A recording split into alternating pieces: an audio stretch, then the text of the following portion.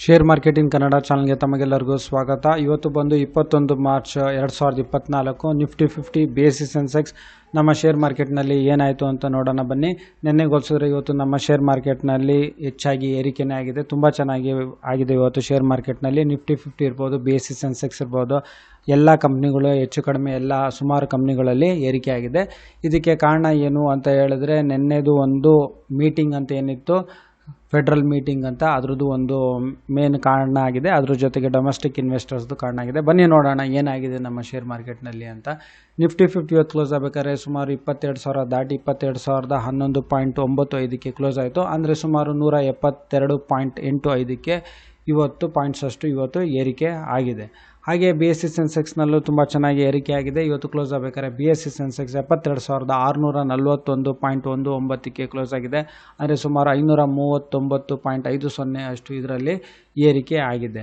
ಹಾಗೆ ಟ್ರೆಂಡಿಂಗ್ ಶೇರ್ಸ್ಗಳು ಅಂತ ಹೇಳಿದ್ರೆ, ಜಿಯೋ ಫಿನಾನ್ಷಿಯಲ್ ಸರ್ವಿಸಸ್ನಲ್ಲಿ ಪ್ರತಿಯೊಂದು ಶೇರಲ್ಲಿ ಸುಮಾರು ₹1.20 ಅಷ್ಟು ಏರಿಕೆ ಆಗಿದೆ.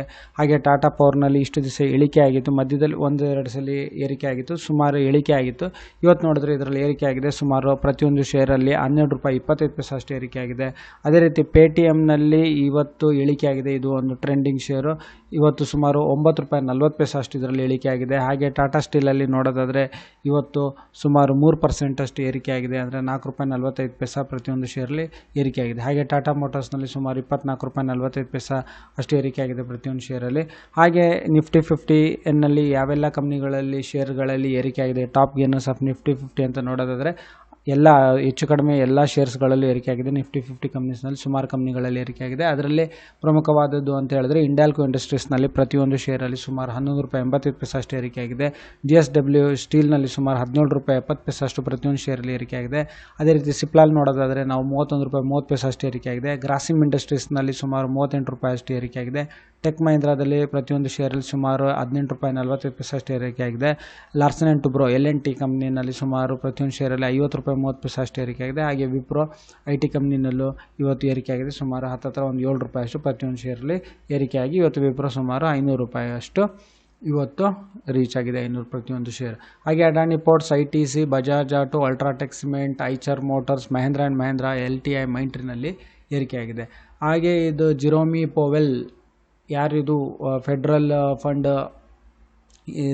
ಏನಿದೆ ಅದರ ಇವರು ಚೇರ್ಮನ್, ಇವರು ಅದರಲ್ಲಿ ಇವತ್ತು ಅಂದರೆ ಬುಧವಾರ ಇದರಲ್ಲಿ ಡಿಸಿಷನ್ ಬಂದಿರೋ ಪ್ರಕಾರ ಇವರು ಫೆಡ್ರಲ್ ರಿಸರ್ವ್ನಲ್ಲಿ ಯಾವುದೇ ರೀತಿ ರೇಟ್ ಕಟ್ಸ್ನಲ್ಲಿ ಯಾವುದೇ ರೀತಿ ಬದಲಾವಣೆ ಮಾಡಿಲ್ಲ. ಅದ್ರ ಜೊತೆಗೆ ಇವಾಗ ಎಷ್ಟಿದೆ ಫೆಡ್ರಲ್ ಫಂಡ್ಸ್ ರೇಟ್ ಅಂತ ಹೇಳಿದ್ರೆ 5.25%ಇಂದ 5.5% ಅಲ್ಲಿ ನಡೀತಾ ಇದೆ.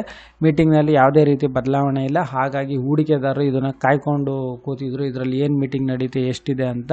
ಇದರಲ್ಲಿ ಯಾವುದೇ ರೀತಿ ಬದಲಾವಣೆ ಆಗಿಲ್ಲ. ಅದ್ರ ಜೊತೆಗೆ ಇವರು ಏನು ಹೇಳ್ತಾರೆ, ಈ ಚೇರ್ಮನ್ ಅಂದರೆ ಜಿರೋಮ್ ಪೋವೆಲ್ನವರು, ಈ ವರ್ಷ ಹೆಚ್ಚು ಕಡಿಮೆ 3 ಸಲ ರೇಟ್ ಕಟ್ಸ್ ಆಗುತ್ತೆ ಅಂತ. ಇದು ರೇಟ್ ಕಟ್ ಆದರೆ ಅಂದರೆ ರೇಟ್ ಕಡಿಮೆ ಆಯಿತು ಅಂದರೆ ಹೂಡಿಕೆದಾರರು ಇಂಟ್ರೆಸ್ಟೆಡ್ ಆಗ್ತಾರೆ ಶೇರ್ ಮಾರ್ಕೆಟ್ನಲ್ಲಿ ಹೂಡಿಕೆ ಮಾಡೋರು ಜಾಸ್ತಿ ಆಗುತ್ತೆ, ಜಾಸ್ತಿ ಅಮೌಂಟು ಹೂಡಿಕೆ ಆಗುತ್ತೆ ಅಂತ ಹೆಚ್ಚು ಕಡಿಮೆ ದೊಡ್ಡ ಇನ್ವೆಸ್ಟರ್ಸ್ಗಳೆಲ್ಲ ಇದನ್ನು ಕಾಯ್ತಾ ಕೂತಿದ್ರು. ಹಾಗೆ ಇವಾಗ ಹೇಗಿದ್ರೂ ಯಾವುದೇ ರೀತಿ ರೇಟ್ ಕಟ್ನಲ್ಲಿ ಬದಲಾವಣೆ ಇಲ್ಲ. ಹಾಗೆ ರೇಟ್ ಕಟ್ ಆಗುತ್ತೆ ಅಂತ ಒಂದು ಭರವಸೆ ಕೊಟ್ಟಿದ್ದಾರೆ. ಆಗುತ್ತೋ ಇಲ್ಲೋ ನೋಡಬೇಕು, ಬಟ್ ಭರವಸೆ ಅಂತೂ ಕೊಟ್ಟಿದ್ದಾರೆ 3 ಸಲ ಆಗುತ್ತೆ ಅಂತ.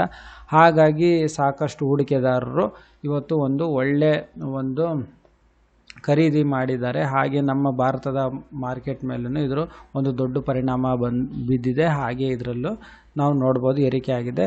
ಜಗತ್ತಿನ ಹೆಚ್ಚು ಕಡಿಮೆ ಎಲ್ಲ ಶೇರ್ ಮಾರ್ಕೆಟ್ಗಳಲ್ಲೂ ಇದು ಒಂದು ಬದಲಾವಣೆ ಅಂದರೆ ಇದ್ರ ಒಂದು ಪ್ರಭಾವ ಬಿದ್ದು ಸ್ವಲ್ಪ ಏರಿಕೆ ಆಗಿದೆ. ಸೊ ಈ ವಿಡಿಯೋ ನೋಡೋದಕ್ಕೆ ತಮಗೆಲ್ಲರಿಗೂ ತುಂಬ ಧನ್ಯವಾದ. ದಯವಿಟ್ಟು ಈ ಚಾನಲ್ನ ಸಬ್ಸ್ಕ್ರೈಬ್ ಮಾಡಿ, ಈ ವಿಡಿಯೋನ ಲೈಕ್ ಮಾಡಿ, ಶೇರ್ ಮಾಡಿ. ತಮಗೆಲ್ಲರಿಗೂ ತುಂಬ ಧನ್ಯವಾದ.